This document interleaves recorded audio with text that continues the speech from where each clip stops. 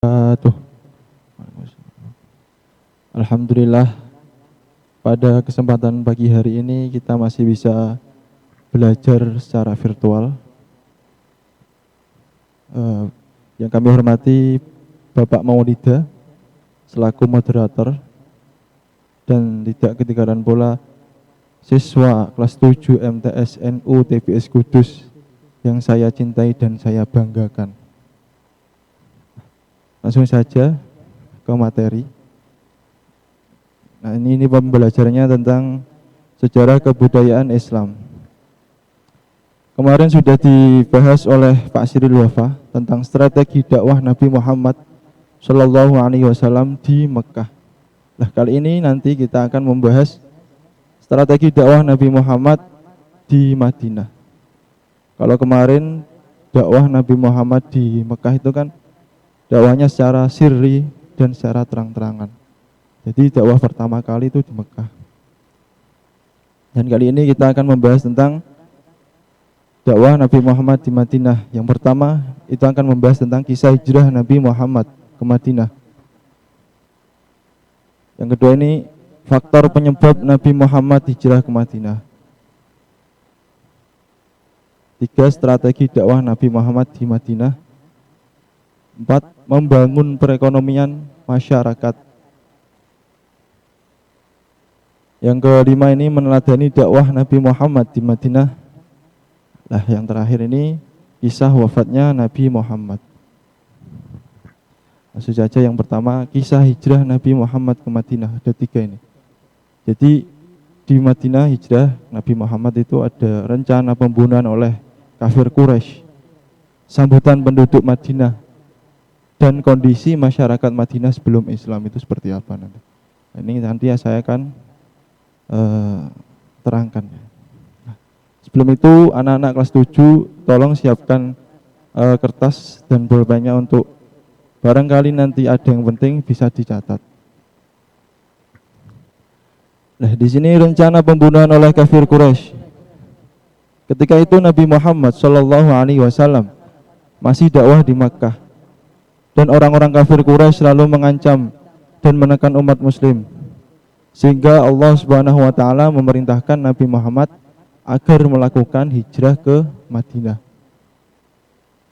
Sebelum melakukan hijrah, kaum kafir Quraisy merencanakan pembunuhan kepada Nabi Muhammad dan mengembung rumah Nabi selama 3 hari.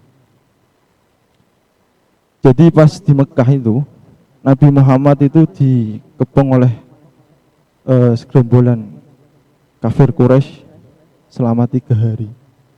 Lah, pas di saat itu ternyata yang di situ itu bukan Nabi Muhammad, tapi yang menggantikan Nabi Muhammad adalah Ali bin Abi Thalib, yaitu keponakannya sendiri. Dan ketika hijrah ke Madinah, Nabi Muhammad itu dengan Abu Bakar. Ketika ini yang kedua, sambutan penduduk Madinah. Sambutan itu bagus sekali. Carane seneng banget nek ana Nabi Muhammad teko. Pada saat itu selama menunggu Nabi Muhammad itu pada rakyat Madinah itu, umat Madinah itu pada seneng. Wah, tak tunggu-tunggu iki. Nabi Muhammad kok gak teko-teko iki piye ya? Lah kayak ngoten. Sampai sambutannya niku pas datang niku sampai dirayakan. Nah, di tengah perjalanan menuju Madinah, Rasulullah Shallallahu Alaihi Wasallam singgah di Quba, sebuah desa yang terletak 2 mil di selatan Madinah. Rasulullah Shallallahu Alaihi Wasallam dan Abu Bakar tiba di Madinah pada tanggal 12 Rabiul Awal pada tahun 622 Miladiyah. Kedatangan beliau telah dinanti-nanti masyarakat Madinah.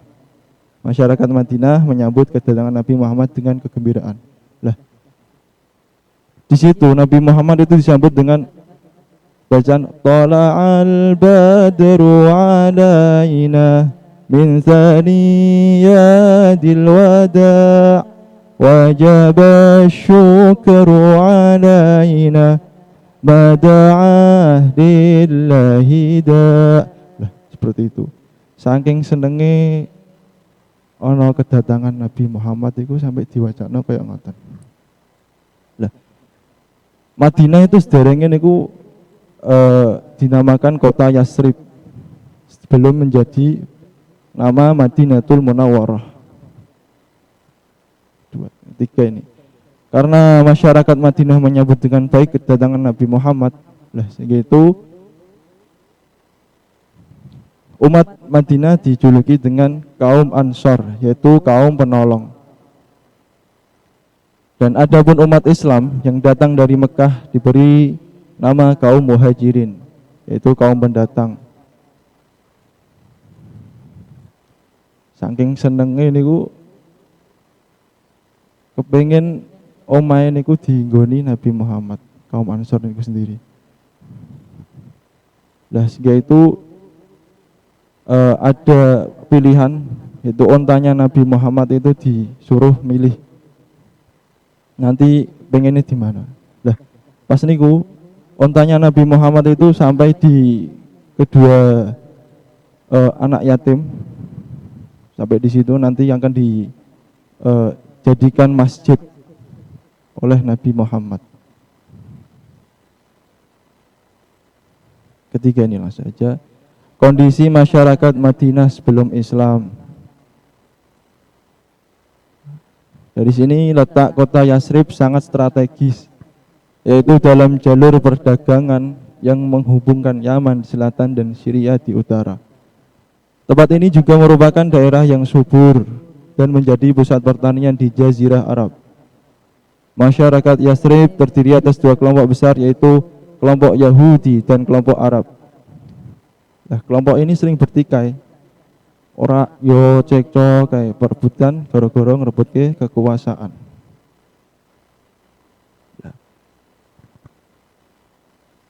Sebelum ajaran Islam tersebar di Madinah, masyarakat Yasrib itu menganut agama Yahudi dan Nasrani. Lah sebagian ini ku wonten sing nganut kepercayaan paganisme, yaitu percaya pada kekuatan alam seperti matahari, bintang dan bulan. Sampai saat ini nggih tesih wonten. Biasanya niku tesih tinggi tenggene Jepang niku nggih wonten sing nyembah ke matahari. Wis ra apa-apa. Kita lanjutkan lagi. Coba dibuka LKS-nya untuk SKI kelas 7. Faktor penyebab Nabi Muhammad hijrah ke Madinah. Faktor itu ada 4 ya. Itu siksaan kafir Quraisy pada umat Islam, wafatnya Khadijah dan Abu Thalib. Nah, ini pemboikotan yang dilakukan kafir Quraisy. Keempat, peristiwa Baiat Aqabah. Siksaan kafir Quraisy kepada umat Islam. Rasulullah Shallallahu Alaihi Wasallam bersama umatnya terus mengalami berbagai cobaan dan siksaan yang pedih. Sampai-sampai kafir Quraisy menggunakan segala cara untuk memadamkan atau mematikan dakwah Nabi Muhammad agar kembali ke ajaran nenek moyangnya. Jadi yang kafir Quraisy juga seneng. Sampai-sampai umatnya Kanjeng Nabi niku ya diganggu, diancam sampai apa dipateni ngoten niku.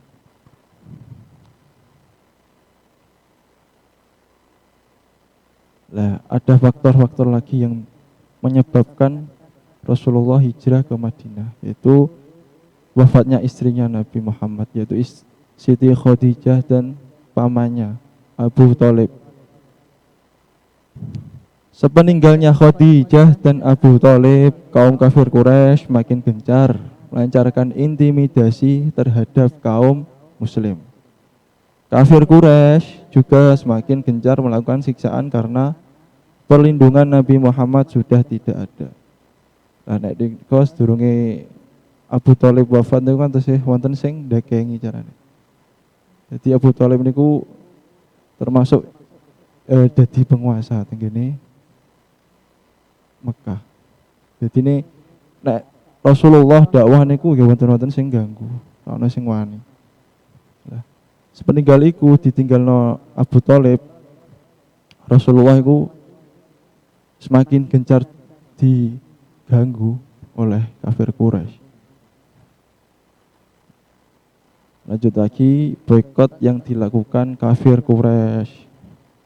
Itu kafir Quraisy itu kayak mempunyai aturan.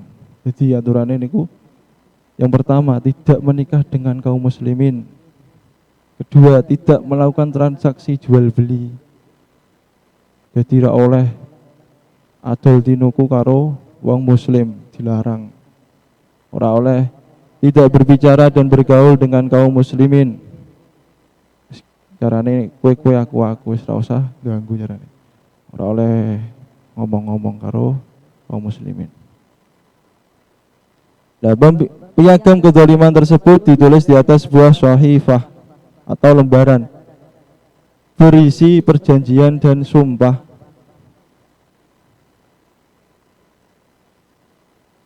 Lanjut lagi, peristiwa Baiat Aqabah. Baiat Aqabah itu ada dua, yaitu yang pertama nanti akan saya terangkan, yaitu terjadi pada tahun ke-12 sesudah kenabian Muhammad SAW, yaitu yang isinya mereka menyatakan kesetiaan pada Nabi Muhammad, rela mengorbankan harta dan jiwa, serta ikut menyebarkan ajaran Islam.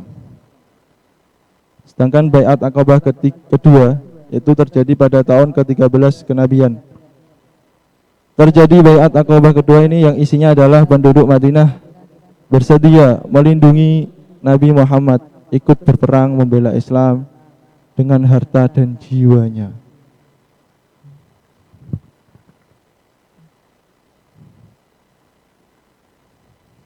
Yang ketiga, strategi dakwah Nabi Muhammad Shallallahu Alaihi Wasallam di Madinah.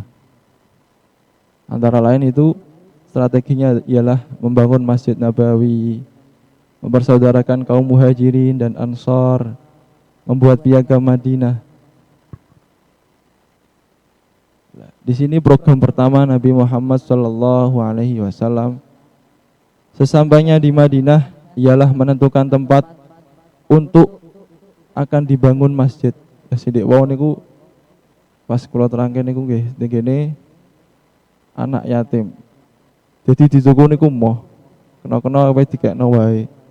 Lah dituku Rasulullah sebesar 20 dinar. Lah ini ternyata tanah yang dimiliki oleh kedua anak yatim tersebut. Dituku sebesar 20 dinar. 2. Mempersaudarakan kaum Muhajirin dan Ansor. Nabi Muhammad Shallallahu Alaihi Wasallam mempersaudarakan antara orang-orang Muhajirin dengan Ansor. Setiap orang Ansor mengakui orang Muhajirin sebagai saudaranya sendiri, menganggap seperti rumahnya sendiri ketika dia datang. Jadi kaum Muhajirin itu pas teko ya disamoi secara baik. Ya sangger dianggap omahe dhewe wae. Pada waktu itu Nabi Muhammad Shallallahu Alaihi Wasallam mencontohkan kepada kedua kaum dengan mengangkat tangan Ali bin Abi Thalib, ponakannya sendiri ini, dan menyatakan, ini saudaraku. Setelah itu diikuti oleh masing-masing mereka memilih saudara angkatnya sendiri. Jadi Rasulullah itu mencontohkan kebaikan. Ben duwe dulur. Yang pertama ini Abu Bakar mengangkat saudara angkatnya dengan Kharijah bin Jubair, Umar bin Khattab dengan Itban bin Malik, Bilal bin Rabah dengan Abu Ruwaihah, Abdurrahman bin Auf dengan Sa'ad bin Rabi. Dan selanjutnya itu dibaca sendiri nanti di LKS-nya sudah ada. Lanjut lagi. Lah kalau di Mekah itu kan ada orang yang masuk pertama kali Islam yang disebut dengan as-sabiqunal awwalun. Orang yang pertama kali masuk Islam. Di sini ada di Madinah, ada antara lain yang pertama As'ad bin Malik, Rafi' bin Malik, Auf bin Haris, Utbah bin Amir, Uqbar bin Amir, Jabir bin Abdullah. Jadi ning Mekah ya ana wong sing masuk pertama Islam, ya ning Madinah ya wonten. Setelah itu Rasulullah membuat piagam Madinah. Jadi membuat peraturan. Kesatuan umat Islam tanpa mengenal perbedaan, persamaan dan hak dan kewajiban. Gotong royong dalam segala hal yang tidak termasuk kedzaliman, dosa dan permusuhan. Kompak dalam menentukan hubungan dengan orang-orang yang memusuhi umat. Jadi ana sing ganggu kaum Madinah ya nek iso di musuhi bareng-bareng. Membangun suatu masyarakat dalam suatu sistem yang sebaik-baiknya. Melawan orang-orang yang memusuhi negara dan membangkang tanpa boleh memberikan bantuan kepada mereka. Jadi di Madinah itu tidak hanya orang Islam saja, tapi ada orang-orang Yahudi, Nasrani, dan tadi ada paganisme sendiri. Lah, di sini sudah selesai ya mungkin ya. Karena waktunya sebentar, bisa dilanjut lagi di lain waktu. Ya, terima kasih Bapak Fuad. Jadi demikian pelajaran sejarah kebudayaan Islam pada pagi hari ini. Tadi sudah dijelaskan sedikit tentang sebab atau alasan kenapa Rasulullah hijrah dari Mekah. Kemudian kenapa kok hijrahnya ke Madinah tadi sudah dijelaskan oleh Pak Fuad. Kemudian strategi dakwahnya juga sedikit banyak sudah digambarkan oleh Pak Fuad. Mungkin ada pertanyaan untuk anak-anak kelas 7. Oh, ini ada yang bertanya. Dari 7H Muhammad Iqbal. Pak, terangin pakai bahasa Indonesia karena saya tidak terlalu paham bahasa Jawa. Ya, nanti untuk kedepannya insya Allah nanti akan dijelaskan menggunakan bahasa Indonesia. Kemudian selanjutnya dari PP Darunajah. Boykot niku nopo Pak? Boykot, ini ada yang bertanya, boykot itu apa? Langsung dijawab aja ya.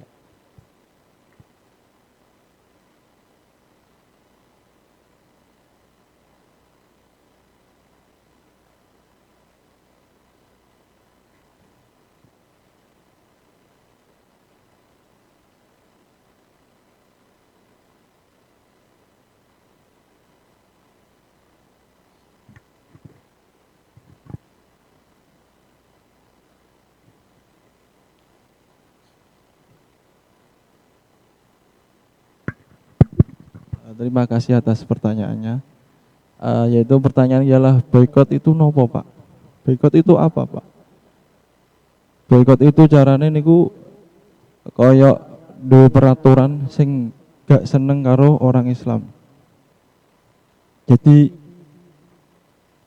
dia itu tidak suka dengan orang Islam sehingga dia melakukan peraturan, membuat peraturan sendiri. Nah, isojo carane nggak boleh kita berbicara bergaul dengan kaum muslimin sendiri itu. Jadi kayak peraturan yang memihak diri sendiri, boykot itu. Ya, terima kasih. Mungkin sudah sedikit jelas ya gambaran tentang boykot. Kemudian saya lanjut ke pertanyaan selanjutnya dari Muhammad Iqbal Al-Farizi. Kenapa Surakoh bin Malik mendapatkan gelang Kisra? Surakoh bin Malik. Kemudian ada lagi yang bertanya, apa yang menyebabkan kota Yasrib berubah nama menjadi Madinah Al-Munawwarah? Saya jawab yang terakhir dulu. Kenapa kota Yasrib itu dinamakan kota Madinatul Munawwarah? Kenapa? Karena di dulu itu kan asalnya Yasrib. Setelah Nabi datang, disambut oleh kaum Ansor, disambut dengan baik, disambut dengan caranya gembira. Setelah itu Nabi memberikan nama kota Yasrib itu dengan julukan kota Madinatul Munawwarah. Nah, seperti itu, gitu.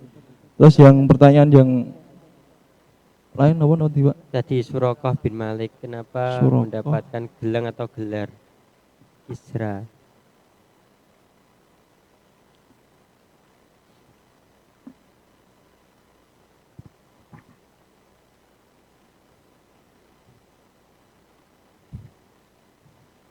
Jadi ada banyak gelar-gelar yang diberikan kepada sahabat mungkin Pak. Mungkin itu bisa ditemukan di mana untuk Oh iya. referensinya itu.